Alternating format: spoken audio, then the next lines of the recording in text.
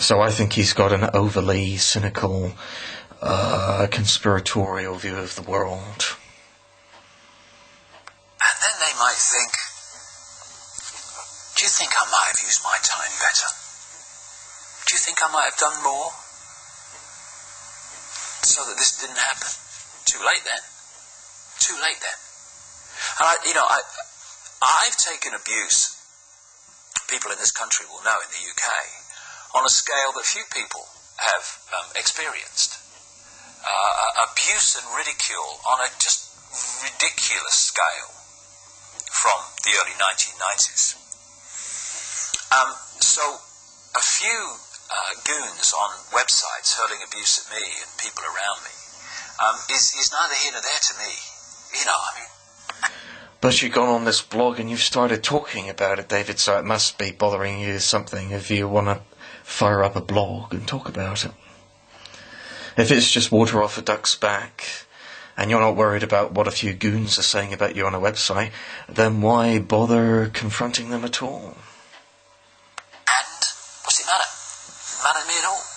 But what shut up about it then. Is what it says about them and what it says about their focus and what it says about so many people who call themselves conspiracy researchers.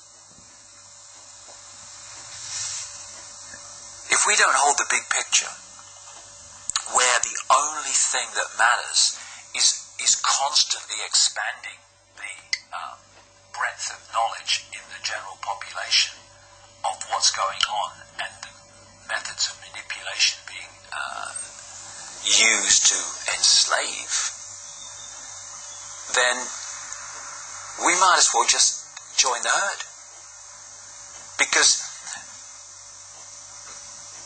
we will not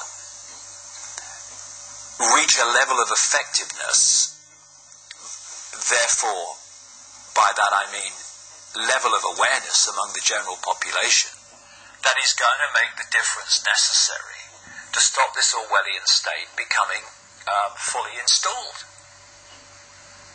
And I would say to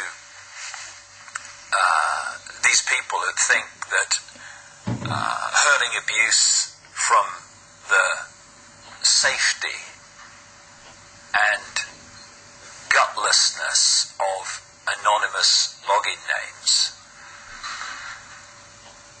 that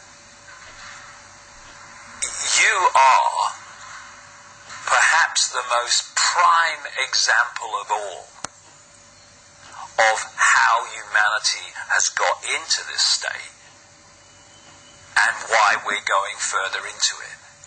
Because, when people are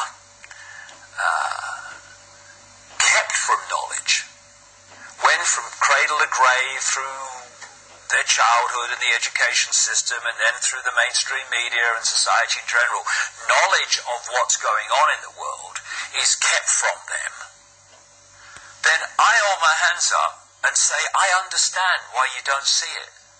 I understand why you find this hard to think that you have to do anything, because all this knowledge of what's going on in the shadows. We're living in the age of the internet now, whereas before, go back 25 years, 30 years or so, no internet. You can bet your ass that there was a hell of a lot less knowledge going on in society then. With the advent of the internet now, I think there's a heck of a lot more knowledge in circulation than before, even if some of it is disinfo. Behind the movie that we're sold as reality is being kept from you. So I do understand why you are as you are and why you see life as you do. But when you are people who have some awareness, clearly nothing like enough, or they wouldn't do what they're doing, but you have some awareness of what's unfolding in terms of the Orwellian fascist agenda, and you still think that your response to that is just hurling abuse at those that are trying to get the information out, well, I'm speechless virtually. Well, you carry on being speechless, because sticks and stones can break my bones, but names can never hurt me. And all you've got on message boards is people. Some of them can be pretty strong. There are some insults flying around. But then that's the very nature of the internet. If he's made a valid point at all during the course of that audio blog, it's the internet allows people to be anonymous, and yes, they don't have any physical consequences for what they put up on the screen and send to wherever. But it is just people sharing their viewpoints, and the internet is a huge place. There are forums populated by hundreds of people. They're not all going to agree with each other. There's going to be wildly differing opinions flying around from one to the other. And when people have a strong difference of opinion, that is not abuse. He keeps using the word abuse. I don't think abuse on that kind of level is going on the internet, because if a person is repeatedly abusive on an internet forum, most forums are moderated. The moderators will step in at some point, and the person is usually kicked out of their temporary ban or permanent ban. They're silenced for a while, things like that. See that going on all the time on the digital spy forums, for example. As soon as somebody starts getting too abusive, if they start getting too strong with their words, then they'll get like a 3-4 day ban from being able to post on any of the digital spy forums. And then they're let back in and see if they moderate themselves a little bit better, sort of thing.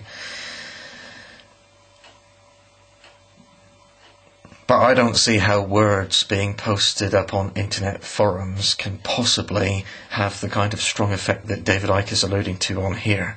It's like I said, the guy's got sensitivity issues.